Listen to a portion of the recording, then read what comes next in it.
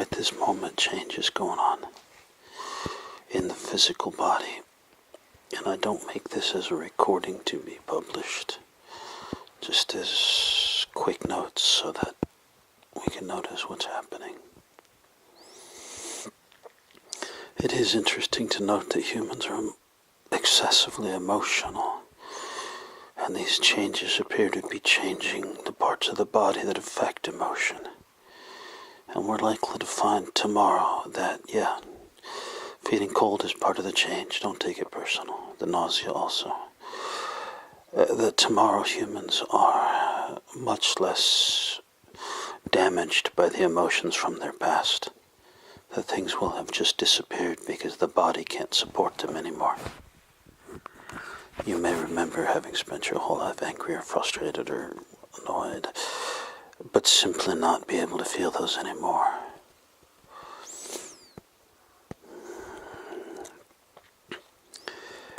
The last big change seemed to be bones, structures, mostly. This feels like a bigger change, but may not show up as quickly because this is the soft stuff. I felt the lungs change from the inside and breathing get easier. I felt interstitial ligaments, connections between the ribs changing, and briefly felt something towards the bottom of the rib cage on the side change. Strangely, it's not happening bilaterally. I feel it first on the right, and then maybe later on the left. If not, then for a short time we're going to find that humans and maybe other animals are imbalanced, having different structures on the right than on the left, until the left side one hits. The Achilles tendon has been a weakness in almost everybody. It tends to shorten up if not stretched regularly. People who wear high heels, it tends to shorten up. A lot of people have pain in the Achilles tendon. I felt that change.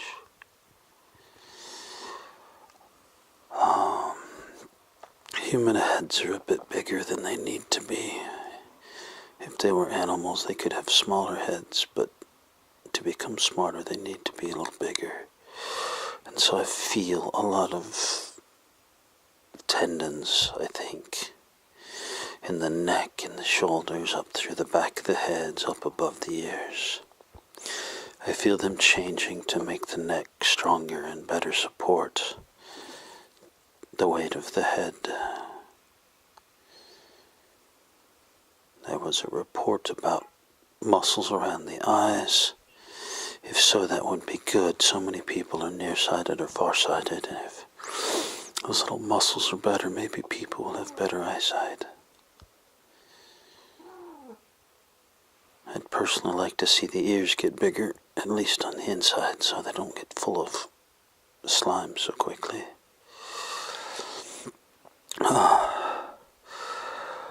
Right now I feel a lot of things.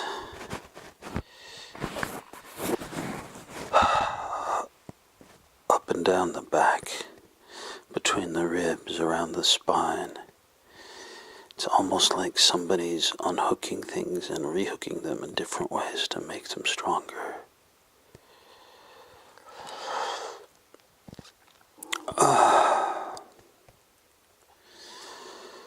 Human bones and muscles are weaker than, say, other primates. A human wrestling with a chimp would always lose.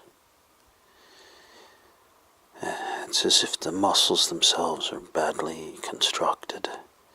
Maybe it's ligaments, maybe it's tendons, maybe it's attachment points on a bone. I don't care. But it's possible that all of those are changing so that humans will be bigger. Probably the only people who would notice such a thing are Mandela people who lift weights. Because suddenly they'll find their numbers have gone way up.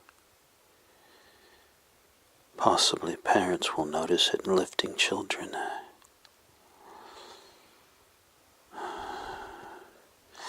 But the rest will probably miss this because they'll have always been stronger, and so their standards will be different. And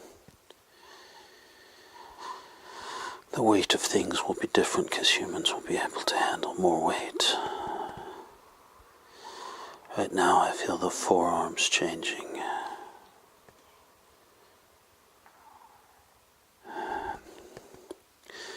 I feel really cold in this, but somehow I think that's part of the change, so I'm not trying to get warmer.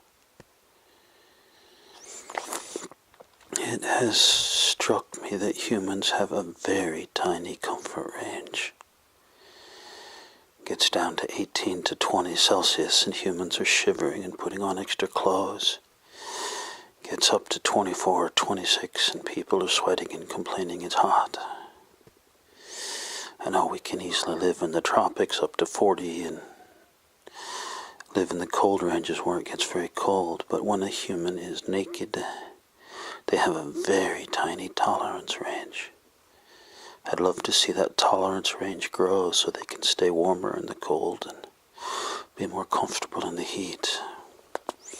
And that wouldn't show up in the bone structure, so it may not get noticed. But you may find that you're less sweaty and gross when it's a tiny bit warm and less shivery and weak when it's a tiny bit cold. If so, then there's a theme here. One, emotions are changing so we're not so easily overwhelmed or frustrated. That is, humans are growing more stable and finding a broader range of emotions they can be comfortable in. Humans are growing more stable and finding a broader range of temperatures they can be comfortable in. And as the bodies become stronger, they're physically finding a broader range.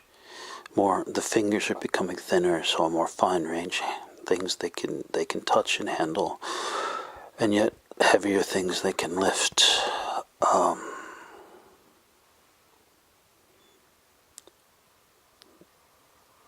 Yeah, I don't understand that. Human eyes are really bad, so maybe they're discovering a broader range, so that like hawks they can see things at a greater distance, but they can also see up close and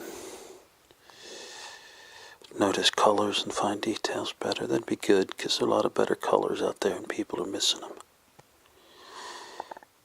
All of these things humans are developing a broader range where they can function and be comfortable,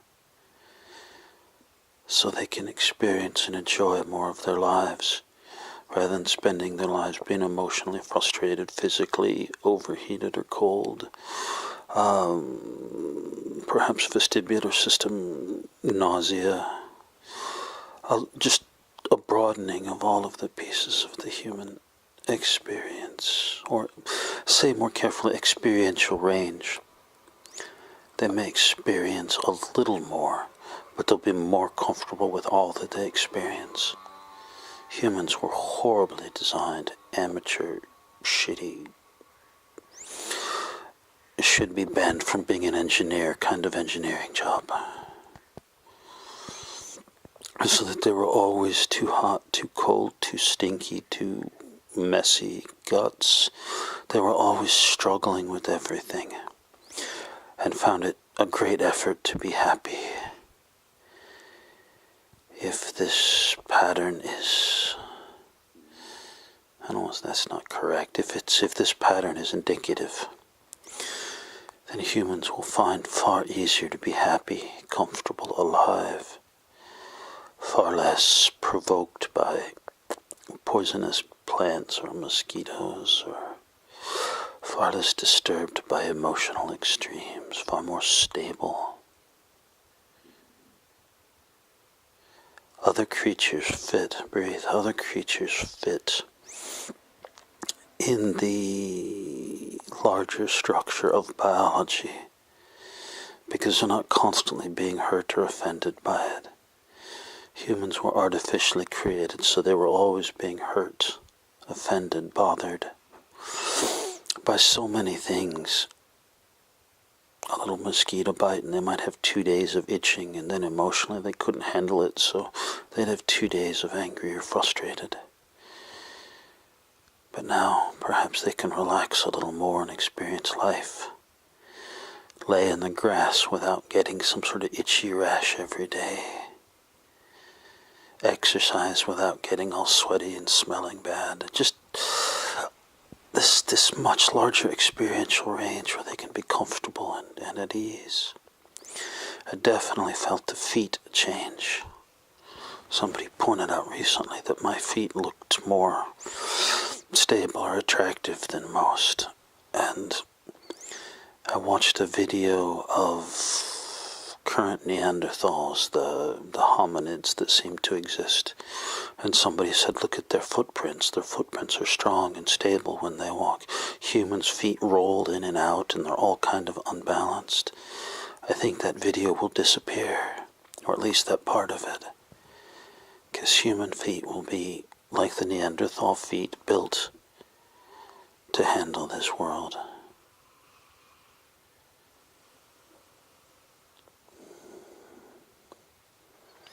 It's possible, well, we'll see. It's possible that for a time we'll see the world population increase, because humans aren't so easily wiped out by sickness and crippled by walking long distances and able to survive in more environments.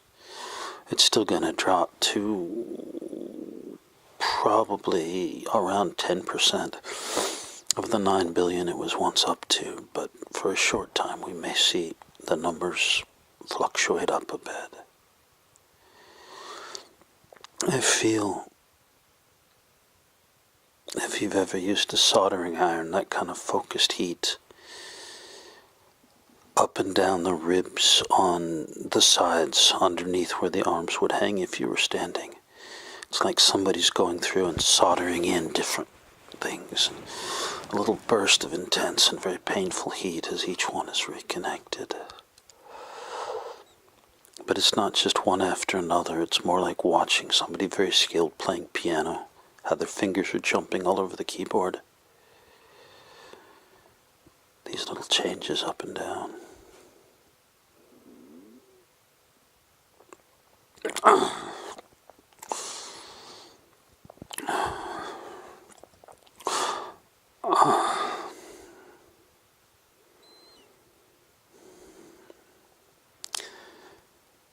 The lordic arch in the lower back is a problem.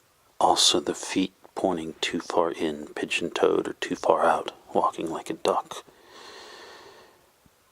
Those things are a problem because they affect physical health, ability to walk, they cause pain, they limit people in athletics, and I feel changes happening in the structure of the pelvic girdle, which will make it easier for people's feet to point forward as they should and not out to the side or inward. I was born with my feet pointing at each other and wasn't able to walk, would never have been able to walk if they hadn't put me in a lot of reparative stuff early. I don't feel that will happen as often or perhaps at all.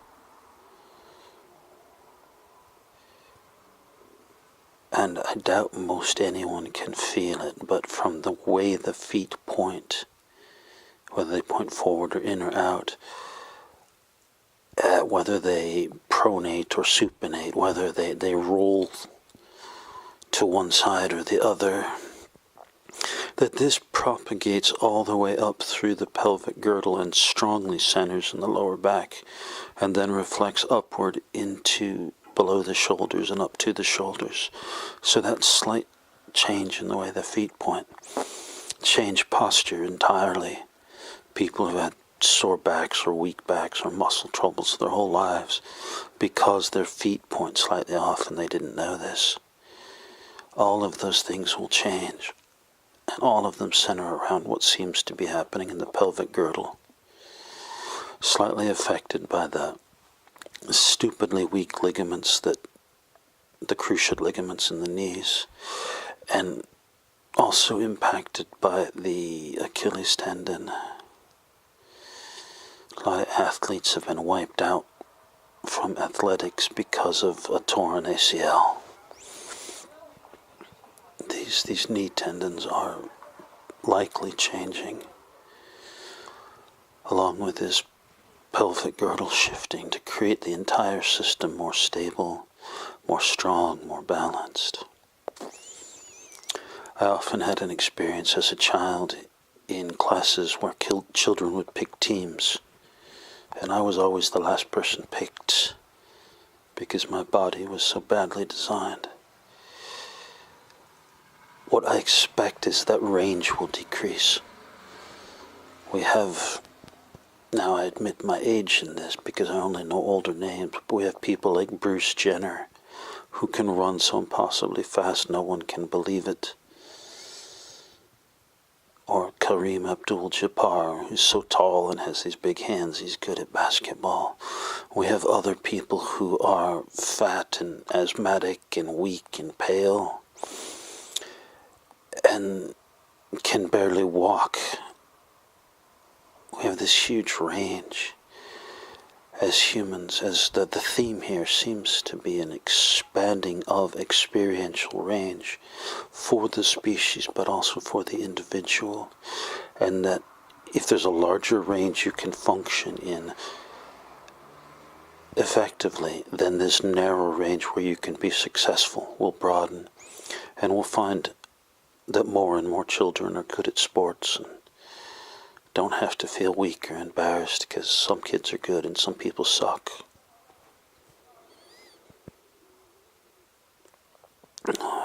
It should lead to more of a homogenization of physical experience, rather than some people being tiny and picked on or weak and asthmatic, and some being big oafs and some being graceful and good athletics. We should see a greater functionality. Smaller people are just as good at physical stuff. Tall, skinny people just as good. The more sumo wrestler type build. All of these people being more functional.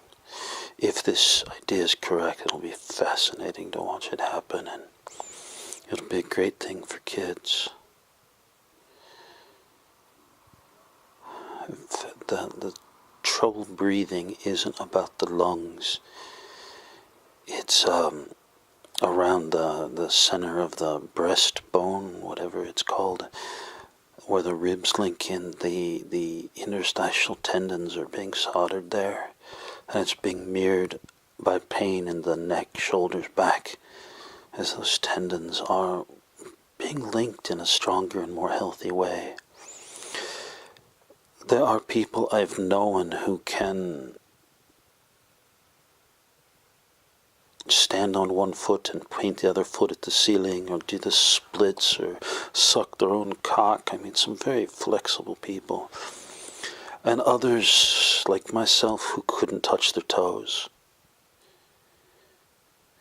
What I expect to see, well, what I'm guessing, well, let's not call it a guess, it's more than that. A scientific rather than psychic prediction based on data is that everyone will be more flexible, everyone will be able to do yoga, everyone will be able to do martial arts, because I'm feeling a lot of flexibility being built into the ribs, the pelvic girdle, the bones of the legs, and the muscles that link those things together. I'm expecting to find that it propagates down the arms, but I haven't noticed it yet. It's as if the first change changed the deep stuff. It changed the guts, and moved the liver and kidneys a bit, changed the skeletal structure. And this is getting more intermediary things like tendons and ligaments and the fascia around groups of muscles. And if that's correct, then the tertiary, the third and maybe not final, but the third significant change will be more surface things. That everyone will look a little more harmonious on the surface, that humans will become more generally beautiful. There won't be a handful of beautiful and a lot of ugly people. probably in that third change we'll see a lot of the unnecessary body hair disappear. And somewhere in there we'll see human odor becoming less because they won't be fighting the bacteria. They'll be more woven into the biology. Humans have always been separate from the biology of the planet because they were artificially created. Many things make them sick, many bacteria, many viruses fight them. If it's in that third stage, but if that's correct, we should see the flu almost disappear. The sniffles, allergies, lots of people with allergies because people don't fucking belong in this world.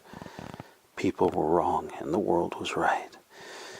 But in that third change, we should see most of asthma disappear. We should see allergies to plants and so on. So, in that third stage, humans will grow a lot more beautiful and a lot less hairy and won't smell as bad. But in this second, this intermediary stage, my guess is a lot of people will fail to notice it at all. Because you can see the bones of someone who died a long time ago and call yourself an archaeologist and pretend you're a real science even though you're idiots. And you can see the skin. You can see if someone's got healthy hair or limp hair or balding or frizzy out of control hair. You can see that surface stuff. You can see the deep stuff. This intermediary change is far huger than either of those. But who knows anything about their ligaments or their tendons? Maybe a handful of massage therapists or chiropractors, but probably people will overlook this. They'll just suddenly find that it's easier to go through their day and easier to handle their emotions and easier to handle temperature. This is in its own way the biggest of the three. The deep structure, the skeletons laid the surface, the groundwork for it, like the foundation of a building. And the next one will be the painting of the building or the brickwork or whatever surface stuff. But this is the big one. This is the building of the building. And those are the things people never see. They see a big hole dug in the ground and the foundation built. And when the building's built, they see the outside and they live in it or work in it. But they fail to notice how the air conditioning system's built or how it's wired or all the important things that actually make a place livable. These appear to be those kind of changes. I encourage you to sit up straight and breathe, because there is nausea, the animal may want to panic here. I mentioned this, but it may have been before I started recording, that I felt this same set of changes happening in rodents, like a mink or small animals, which means phylogenetically way back in history changes are happening as well. And that would not be that humans are badly designed. Obviously, that's long before humans evolved, those changes are landing. But I feel them now. That's simply, deep breath, that's simply that this world grew up in a place of shadow. And so a lot of the things that have evolved have been out of balance, aggressive, savage, primal, and so on. The reasons that would be interesting is that your cats and your dogs, your household pets, will live longer. The whole biological system will have to rebalance because animals live longer. Animals will probably become smarter and possibly even evolve intelligence a little earlier because they're living longer, but no promises on that.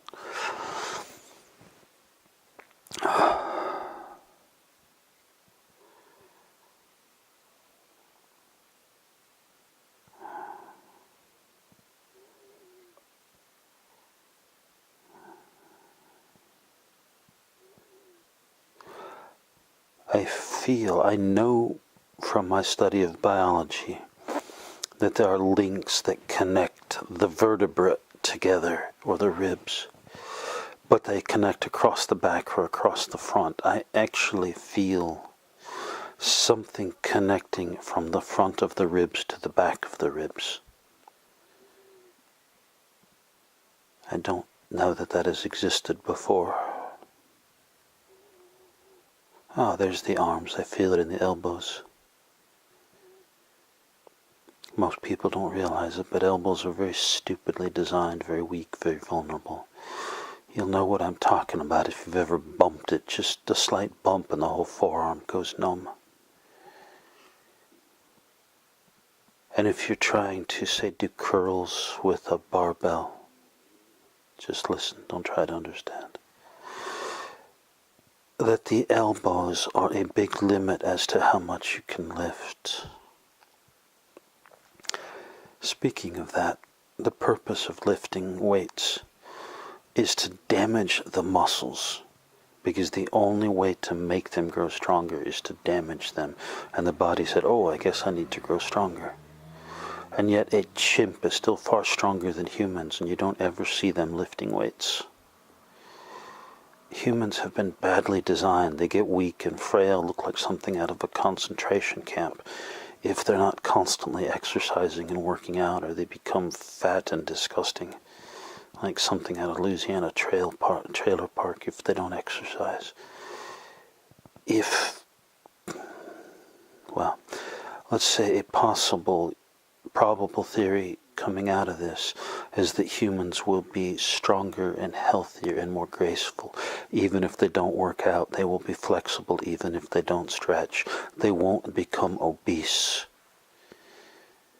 Even if they do eat too much junk food and don't exercise, humans will become stable in a functional place. Instead of having their stable points being weak and impossibly scrawny or obese, the stable point will be a healthy place. You rarely see, when humans have them, of course, but you rarely see obese cats and dogs. You rarely see them too weak to move because they never get up and stop watching television. You don't see this in orangutans, ostriches. Humans should be moving into this place where they're strong and muscular and healthy and beautiful. Not Conan the Barbarian strong, but like a chimp, that even if they just sit around and watch television, they could still, if they were to arm wrestle a modern human before these changes, they would still hold their own. That even people who don't exercise will be strong and graceful and able to dance or run or breathe or play, which, if I'm correct, should bring about far greater beauty, should bring about far greater joy, because anybody can jump up and dance or jump up and wrestle with their kids and not have to worry about their muscles being weak or their fat body handicapping them. Body fat is still useful and in some cases attractive. A person who's healthy has a little body fat, and seeing the curves on a female human can be very attractive. But body fat's out of control. Far too many people with a big fucking belly or a huge ass cellulite by the time they're 12 or 13. That stuff needs to disappear. It's possible this working will get rid of most of it, and the next one, the surface working, will sort that stuff out.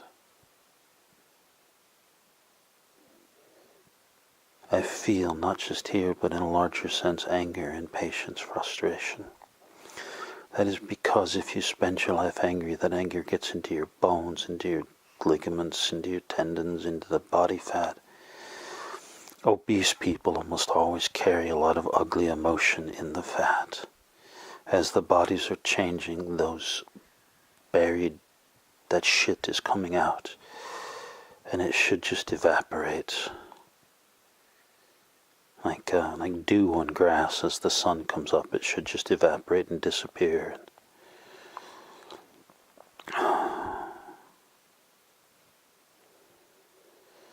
I feel disgust, again, not just locally, but in a large sense, and that's reasonable, because the human body has been something that provoked disgust. And if it becomes a thing that is more graceful and beautiful, then it won't provoke that. If everyone looks more like a model and functions more like an athlete. If everyone will, probably the third change, if everyone, their mind will start working better, and they'll become smarter and start to ask questions and function less as lazy, stupid automata, and more as intelligent, aware beings. If everyone is healthier and so on, then they would look back at what people were not that long ago, and they will feel a sense of revulsion or disgust, and the majority of humans feel that every time they shit, every time they look in the mirror, every time they get sweaty and smell bad, every time they have sex. And that must disappear, and I feel it going. But as it comes up, I feel that disgust coming out. So when the feeling is there, it's not a bad thing. It is people releasing it. It's like being in an auditorium with, 200 people and everybody farts at the same time. It smells a little gross for a while. I realize that I normally talk a little more gracefully, and I'm talking about farting and taking a dump and so on, and body odor.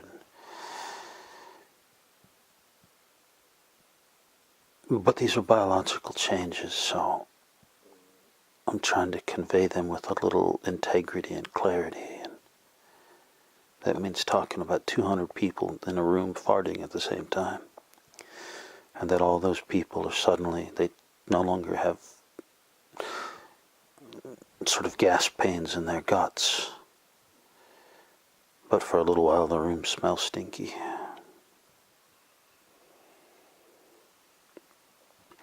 Long and short, because I may stop this here. Long and short, this slight transition's messy like being born. But once you clean off some of the blood and slime, you've got a beautiful new life. So there's a little messy here, a little painful and bloody and gross. But as this change lands, the first change that people were so freaked about, your skeleton used to be just discs, just little round discs that stacked on top of each other, and people were always dislocating discs or having a disc get crushed and spending the rest of their life in pain. Now the skeleton looks like something out of a Geiger drawing, all the weird protrusions coming out of it. It is so much stronger. And especially the lower back, the skeleton's more than twice as wide, the spinal column is more than twice as wide as what it was. The hips used to look like these beautiful smooth planes that maybe were pretty but not functional, and now they also look like something out of an alien movie as they connect into the spinal column and the sockets for the I've lost the bone name, the hip bones where they socket in. The jaw used to have this problem. They now look a little more large and clunky, but because of it, they're not vulnerable in the way they used to be. And that's cool. I don't know where I was going, so I'll start over. The first change was structural, and it looks a little ugly to see it, but it makes you far more powerful and effective. This change is the important one. This is the massive change, everything about humanity change. And the next change will be just simple surface stuff, and the surface stuff people will care a lot more about. Moles or birthmarks they've had their whole life will disappear. People who've been bald from an early age will have hair. Everyone will look more beautiful. We won't see misshapen faces and clumsy people nearly as often. There's a broadening of the range and a homogenization or narrowing of the expression within that range. You will still see baldness, generally amongst people who are doing things in shadow. You'll still see ugly features, crippled things, and so on. But it will be in every case, an indication of somebody who's shadow, who's ugly on the inside. And so those who are most extreme in their ugliness and their creation of hate and shadow will look more and more ugly. They'll age faster, and it will be obvious on the outside. This will become more apparent in the final working and the third working. And you'll see far more grace, beauty, health, ability to dance. You'll find people living 100 years longer. Right now they live to 50, 60. They will eventually live to 300, but for now expect 140 to 200 to be a human age range. Again, this could lead to a short-term spike in human population, but it will quickly equalize down to a much lower and more manageable number. I'm going to stop describing this for now, because that's enough detail. But there's clearly more.